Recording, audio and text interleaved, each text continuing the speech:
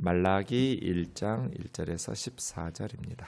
여호와께서 말라기를 통하여 이스라엘에게 말씀하신 경고라. 여호와께서 이르시되 내가 너희를 사랑하였노라 하나 너희는 이르기를 주께서 어떻게 우리를 사랑하였나이까 하는도다.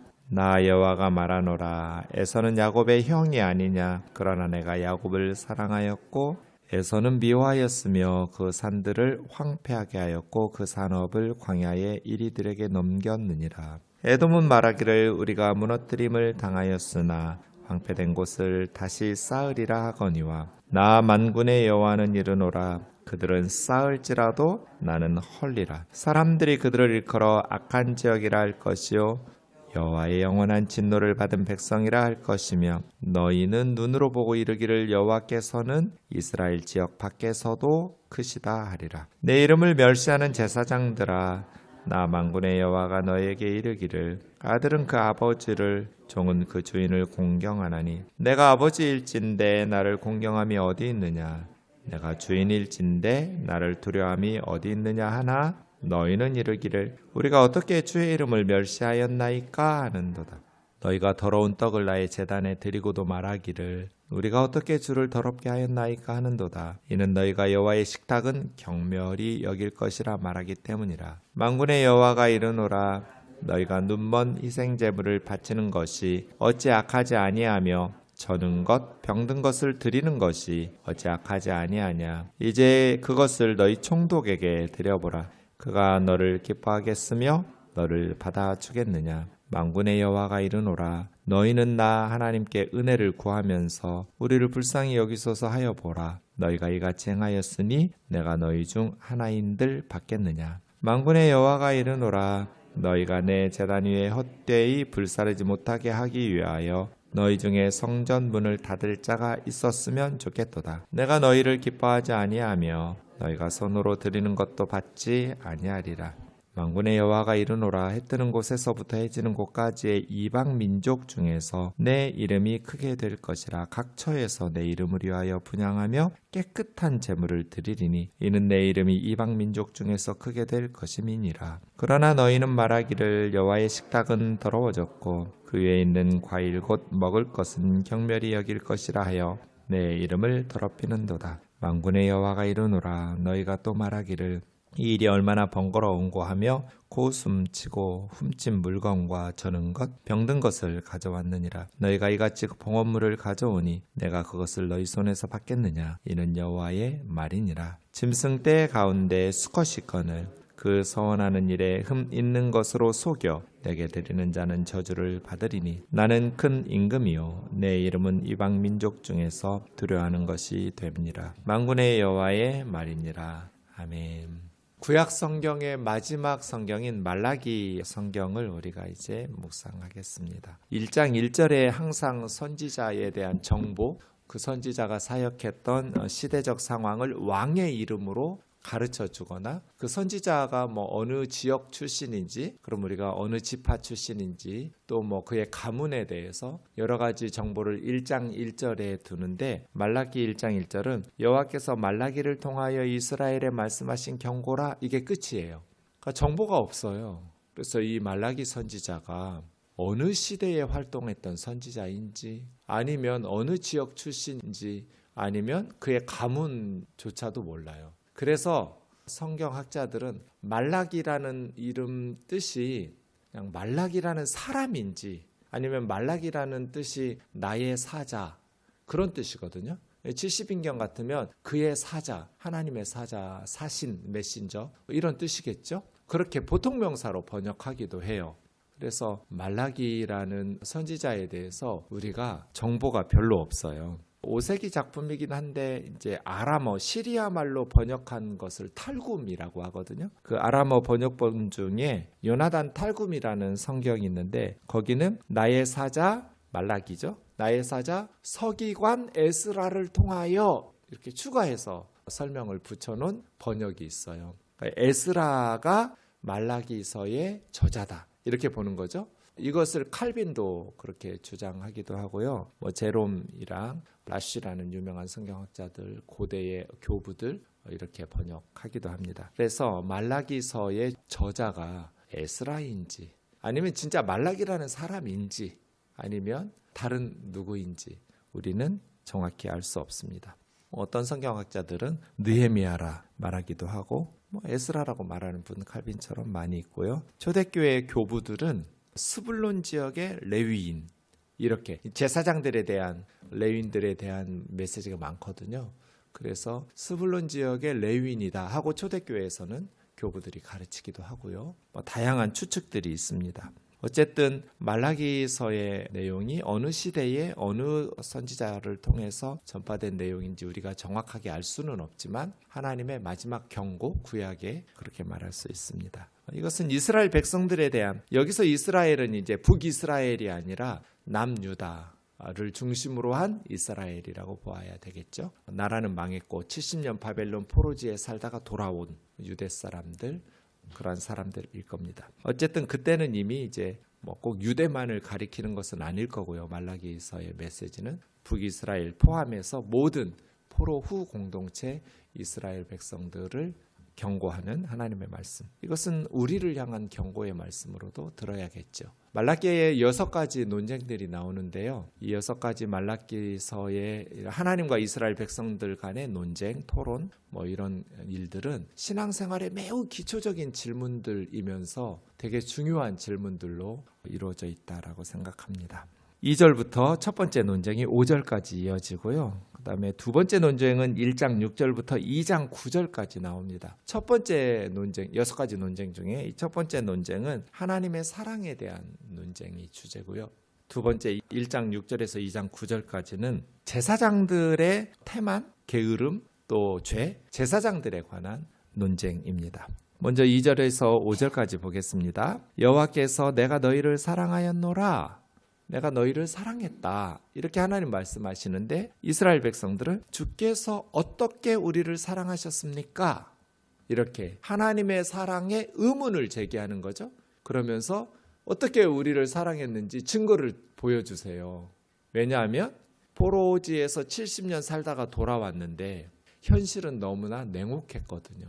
폐허가 된 그러한 국가 재건은 너무나 힘든 위협, 주변국들, 특히 사마리아의 위협이나 많은 경제적 어려움이나 많은 어려움들이 지속되고 있었거든요. 학개 선지자나 스가랴 선지자 때 말씀을 듣고 희망을 품었던 그러한 희망들도 이제는 사그라지고 냉정한 현실 앞에서 너무나 고통스러운 힘겨운 삶을 살다 보니 하나님께서 내가 너희를 사랑했다 이렇게 말씀하셔도 어떻게 우리를 사랑했습니까? 라고 질문을 하는 것이죠. 우리도 그렇죠? 현실이 힘겹고 기도 응답이 잘 안 되는 것 같으면 하나님은 하나님의 방식으로 사랑하시는 거거든요. 우리를 사랑하셨다라고 말씀하시는데 우리는 하나님 앞에 이게 무슨 하나님께서 우리를 사랑하시면 우리가 어떻게 이렇게 살겠어요 하고 반문하는 거죠.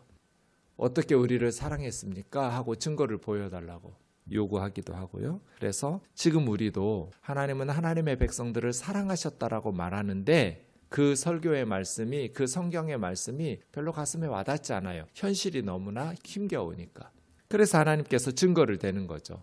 에서와 야곱, 쌍둥이 형 에서는 야곱의 형임에도 불구하고 내가 미워하였고, 이때 이제 에서의 후손들이 에돔이라는 나라잖아요. 에서의 후손인 에돔인 원래 어디 살았냐면 저 위쪽에 갈릴리 호수에서 요단강 타고 내려오면 사해가 있죠. 사해 동남쪽에 살고 있었어요. 거기가 킹스 하이웨이라고 해서 왕의 도로, 애굽에서 저기 메소포타미아로 가는 거기에 아주 높은 지역이어서 공략도 쉽지 않고 또 아래로 내려오면 무역로여서 굉장히 좋은, 비옥하기도 하고요. 아주 좋은 자리를 에서는 차지해서 빼앗고 거기에다가 이제 에돔이라는 나라를 세웠거든요.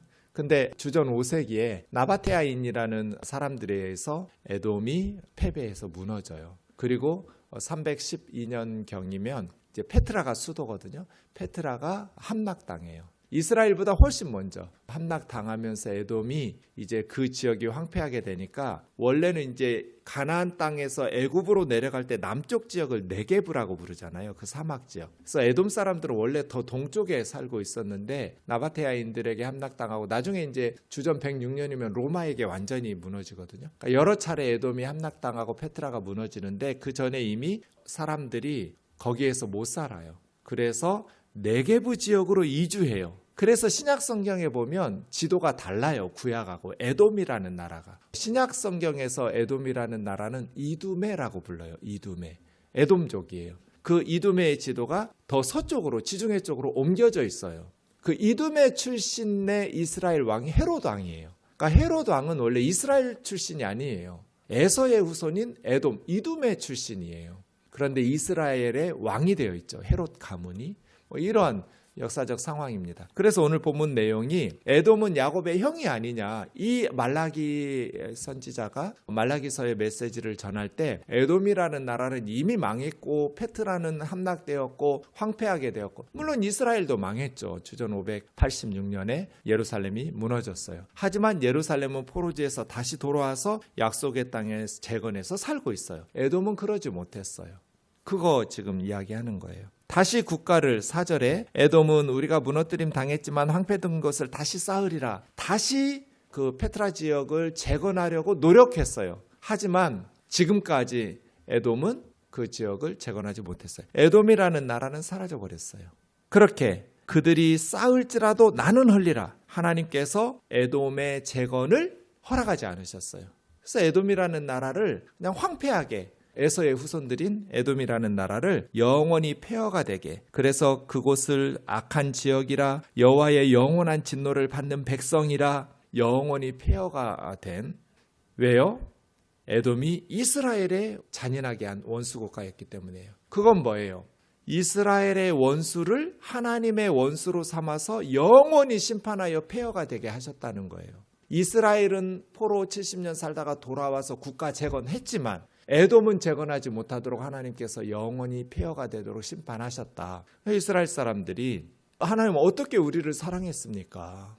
이렇게 먹고 사는 게 힘든데 하나님이 우리를 사랑하신다면 어떻게 우리가 이렇게 비참하게 살아가겠습니까? 라고 묻지만 에서와 이스라엘, 야곱을 비교해봐라. 쌍둥이였고 형이었음에도 불구하고 내가 야곱은 사랑했고 에돔은 미워하여 그렇게 황폐하게 하지 않았는가 라고 말씀하시는 거죠. 5절 너희는 눈으로 보고 이르기를 여호와께서는 이스라엘 지역 밖에서도 크시다. 하나님은 이스라엘의 민족신 지역신이 아니죠. 온 세상에 온 우주 만물을 창조하시고 다스리시는 그러한 하나님이시니까 온 세상의 창조주이시며 통치자이신 하나님이 이스라엘 밖에서도 크시다라고 이보다 더 확실한 증거가 어디 있느냐는 거예요.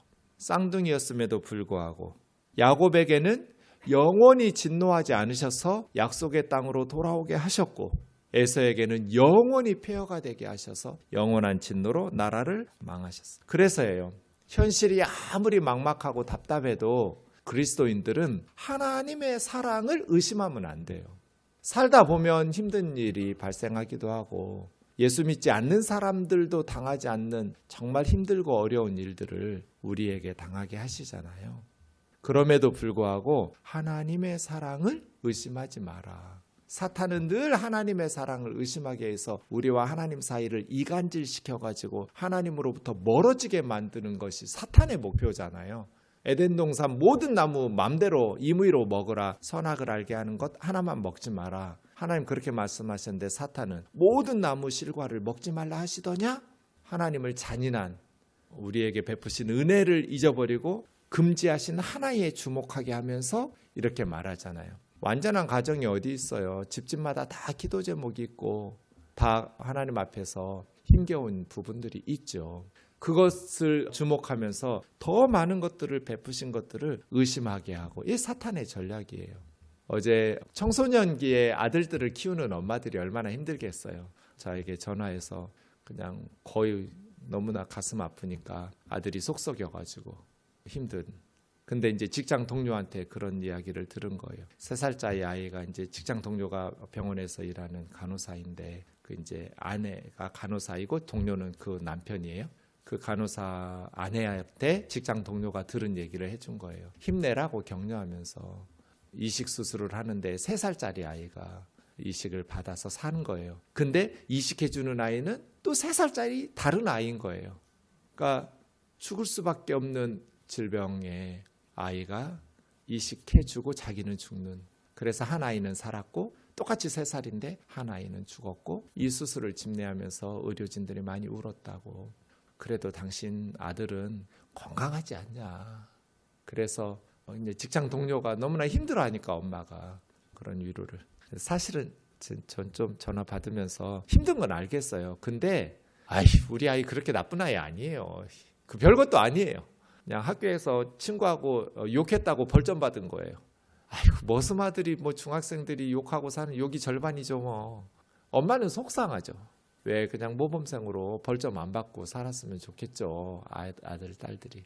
내가 가진 게 큰 슬픔이고 정말 버겁고 힘겹고. 그런데 하나님께서 우리에게 베푸신 사랑을 의심하지 마라. 하나님 믿고 신뢰해라. 하나님 앞에 기도로 키운 자식은 망하는 법이 없어요. 망하는 것처럼 보여도 기도를 멈추지 않는 한 기도로 키운 자식은 망하는 법 없다고. 염려하지 말라고. 두려워하지 말라고. 현실이 너무 버거우니까 하나님 어떻게 나 사랑했냐고, 정말 나 사랑하냐고 자꾸 의심스러운 거예요. 의심하지 마라. 우리가 구원 받았잖아요. 천국 백성 삼아주시고 예수 그리스도를 선물로 주셨잖아요. 그러니 우리에게는 하나님 앞에 하나님 어떻게 나 사랑했어요? 이렇게 물을 필요가 없어요.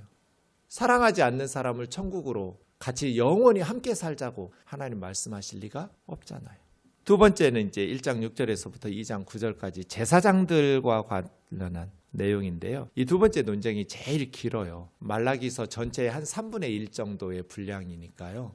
두 번째 논쟁, 그만큼 중요한 거죠. 말라기서가 55절로 되어 있는 성경이거든요. 이 제사장들에 대한 이야기가 18절이에요. 그러니까 그만큼 중요한 논쟁이 두 번째 논쟁, 이제 오늘과 내일 살펴볼 건데요. 우선 제사장들이 행하는 일들이, 중요한 일들이 한 3가지가 있어요. 우선은 예배를 집례하죠. 제사장들을 통해서 예배해요. 그러니까 바른 예배를 드려야 될 직무가, 책임이 있어요, 제사장들에게. 두 번째, 제사장들은 율법을 가르치는 율법 선생들이에요. 그래서 이스라엘 백성들에게 바르게 말씀을 가르쳐서 거룩하고 경건하게 살아갈 수 있도록 지도하는 영적 리더예요. 세 번째, 제사장들이 맡은 직무 중에 하나는 재판하는 거예요. 판결. 제사장들이 지역마다 있어서 판결을 내리기도 해요. 그러니까 제사장들이 맡은 역할이 얼마나 중요해요. 바른 예배가 제사장들을 통해서 이루어져야 되고, 바른 신앙교육, 말씀교육이 이루어져야 되고, 또 분쟁이 생겼을 때 그 지역에서 제사장들이 바르게 재판하고 판결함으로써 백성들을 거룩하게 살아갈 수 있도록 이끌어주는 매우 중요한 역할을 하고 있는 분들이 제사장이잖아요. 제사장이 직무가 태만하고 뭐 뇌물을 받고 재판하거나 이러면 어떻게 되겠어요? 우선 예배가 엉망이 될 것이고, 신앙 교육이 제대로 되지 않고 판결을 제대로 내리지 않기 때문에 이스라엘 백성들의 삶이 엉망이 되겠죠. 근데 제사장들이 지금 그러고 있는 거예요. 내 이름을 멸시하는 제사장들아. 하나님의 이름을 멸시하는 게 제사장이에요. 근데 하나님은 내 이름을 멸시하는 제사장들아. 근데 제사장들은 뭐라고 그래요? 우리가 어떻게 하나님을 멸시했습니까? 우리가 언제 하나님의 이름을 멸시하였나이까? 라고 묻는 거예요. 이게 이제 두 가지인데요. 하나는 그들의 말, 가르치는 말, 하나는 그들의 행동, 직무를 수행하는 제사장들의 행동. 이 두 가지가 이제 논쟁 대상입니다. 아들은 아버지를, 종은 주인을 공경하니 당연한 일인데, 내가 아버지인데 너희가 나를 공경하는 게 어디 있냐? 내가 주인인데 너희가 나를 두려워하는 게 어디 있냐? 제사장이라면서 내가 너희 아버지이고 너희의 주님이신데 너희는 나를 공경하지도 않고 나를 경외하지도 않는데, 그러면서도 너희가 나를 멸시하지 않는다고 말할 수 있느냐? 너희는 이르기를 우리가 어떻게 멸시했다라는 말은 업신여겼다, 그런 뜻이거든요. 그 중에 이제 두 가지라고 그랬죠. 행동과 말. 7절 보시면 너희가 더러운 떡을 나의 제단에 드리고도, 그러니까 이제 백성들이 드리는, 하나님 앞에 예배하면서 드리는 예물은 깨끗한 떡, 흠이 없는 제물이어야 하잖아요. 뭐 병들거나 눈멀거나 저는 이러면 안 돼요. 그리고 첫 곡식으로 흠이 없이 하나님 앞에 깨끗한 떡을 드려야 되는데 더러운 떡을 하나님의 제단에 드려요. 그러면서 어떻게 우리가 주를 더럽게 했습니까? 하는도다. 두 번째는 말이라고 그랬잖아요. 너희가 여호와의 식탁은 경멸히 여길 것이라 말하기 때문이라. 그러니까 행동과 말이 하나님을 멸시하고 있어요. 다시 8절에 보면 눈먼 희생제물, 어찌 악하지 아니하며 저는 것 병든 것 드리는 것이 어찌 악하지 아니하냐. 총독에게 갖다 줘봐라. 받겠냐? 총독에게 드려도 받지 않을 예물을 하나님께 드리면서 예배하면서 나를 멸시하지 않는다고 이렇게 말하는 것이 내가 어떻게 너희를 기쁘게 예배 받아주겠느냐. 이것이 이제 언제나 하나님의 책망은 구체적이라고 그랬죠.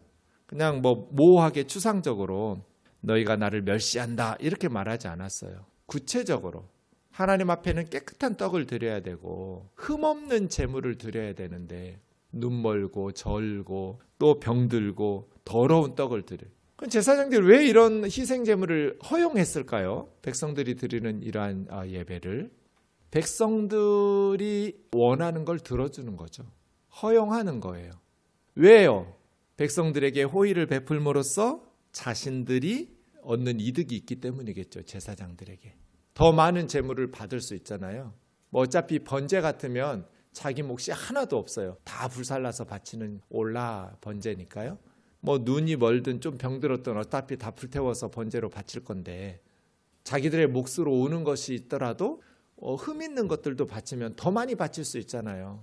그러니까 백성들에게 자신들의 더 많은 수입을 위해서 눈먼 것, 병든 것, 저는 것 이런 거 흠 있는 재미를 허용한 거예요. 그러면서 말로 하나님의 식탁은 그렇게 멸시해도 괜찮아 라고 가르치는 거예요.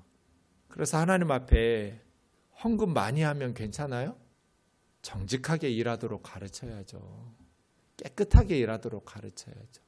회사에서 잔인하게 직원들에게 아니면 사업을 할 때 부도덕하게 말씀에 불순종하면서 악하게 그렇게 하더라도 그냥 11조만 많이 갖다 바치면 하나님의 이름으로 복을 주시고 그렇게 축복해 주는 것이 옳으냐는 거예요. 옳지 않다.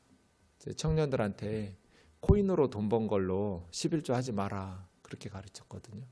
아무리 생각해도 그건 정상적인 경제활동이 아니에요. 그렇게 돈 번 걸로 헌금하지 마. 땀 흘려 일하고 정직하고 성실하게 일해서 그걸로 하나님 앞에 바쳐야지. 하나님 기뻐하시지. 일하지도 않은 불로소득을 가지고 누군가가 엄청나게 돈을 벌었다는 건 누군가는 엄청나게 잃었다는 뜻이잖아요. 돈이 하늘에서 떨어지나요? 불로소득으로 벌어들였다는 것은 누군가는 열심히 땀 흘려 일하고도 자기 몫을 잃고 그렇게 해서 스스로 목숨을 끊는 청년들이 너무 많아요 요즘. 그리고 20대들이 파산돼가지고 채무불이행 너무 많아요. 코인 때문에. 하나님 앞에서 정직하게 살고 땀 흘려서 성실하게 일하고 적은 소득이지만 정직하게 성실하게 그렇게 해서 살아가야 하나님 기뻐하시지. 하나님 앞에서 열심히 자기 분야에서 노력하고 실력을 기르고 땀을 흘리고 이렇게 해야 되는데 그냥 무조건 갖다 바치니까 눈먼 것도 괜찮아. 하나님의 식탁은 그렇게 해도 돼. 제사장들이 이런 식으로 하니까 예배가 어떻게 되냔 말이에요. 매우 중요한 문제예요. 우리가 하나님 앞에 드리는 예물이 그냥 경멸해도 되는가? 총독에게 바쳐도 받지 않을 희생 제물을 하나님에게 바치면서 우리가 어떻게 하나님을 멸시했습니까? 우리 예배의 모습을 보라고요. 대통령 만나러 갈 때 그렇게 하는가? 하물며 하나님을 만나러 예배에 나오는데 말이에요. 그래서 10절에 하나님은 헛되이 너희 희생제물 불사르지 못하도록 성전 문을 닫을 사람이 있었으면 좋겠다. 아예 그냥 못 들어오게 하나님께서 너무나 하나님의 이름이 멸시를 당한다. 사실은 이스라엘 주변의 나라들은 다 자기 신들에게 이렇게 바쳤거든요. 질 낮은 희생제물을 갖다 바쳤어요. 우상들은 그런 거 받아도 그냥 무조건 복을 빌어줘요. 스님들은 그렇게 불자들에게 축복해 줄 수 있을지 모르지만 우리 목사들은 그렇게 못해요. 정직하게 일하고 정직하게 말씀에 순종하면서 살도록 가르쳐서 헌금 좀 적더라도 우리 성도들이 하나님의 말씀에 순종하면서 바르게 살도록 가르쳐야지. 우상을 섬기는 사람들처럼 무조건 많은 걸 갖다 바치면 다 축복해주고 기뻐하고 좋아하고 믿음 좋다고 그러고 장로시켜주고 권사시켜주고 그래서 되겠어요? 성전 문을 닫는 자가 있었으면 좋겠도다. 내가 너희를 기뻐하지 아니하며 너희가 손으로 드리는 것도 받지 아니하리로다. 11절에 해 뜨는 곳 부터 해 지는 곳까지 이방 민족 중에서 내 이름이 크게 돼. 이거는 말라기 시대 구약 시대로 보면 말도 안 되는 소리죠. 그러나 신약으로 넘어와서 이제 예루살렘과 온 유대와 사마리아와 땅끝까지 복음이 전파되면서 해 뜨는 데부터 해 지는 데까지 동에서서까지 모든 이방 민족 중에서 지금 보세요. 이스라엘은 오히려 극소수만 예수 그리스도를 통해서 하나님을 바르게 섬기고 있지만 온 열방의 크리스찬들이 해 뜨는 데서부터 해 지는 데까지 말라기 선지자가 예언한 것처럼 하나님의 크신 이름을 높이며 경배하고 깨끗한 제물 드리면서 하나님 앞에 섬기고 있죠. 그들은 내 이름을 위하여 분향하여 깨끗한 제물을 드리리니 내 이름이 이방 민족 중에서 크게 될 것이다. 유대인들로서는 충격적인 메시지죠. 상상해보지도 않은, 꿈에도 생각해보지 않은 메시지. 그리스도인들이 그렇게 하면 이제 하나님께서 중국 사람들을 통해서든지 일본 사람들을 통해서든지 온 열방의 이방 민족들을 통해서 깨끗한 예물을 드리며 크신 하나님의 이름을 높일 그러한 사람들을 세워서 예배 받으실 것이다. 14절에 너희 가운데 수컷, 이걸로 예배 드려야 되거든요. 그렇게 서원하고 희생제물을 드릴 수컷이 있는데 그렇게 질 낮은 것으로 병든 것 눈먼 것으로 속여서 바꿔치기 해가지고 그렇게 내게 드리는 자는 저주를 받을 것이다. 바른 예배죠.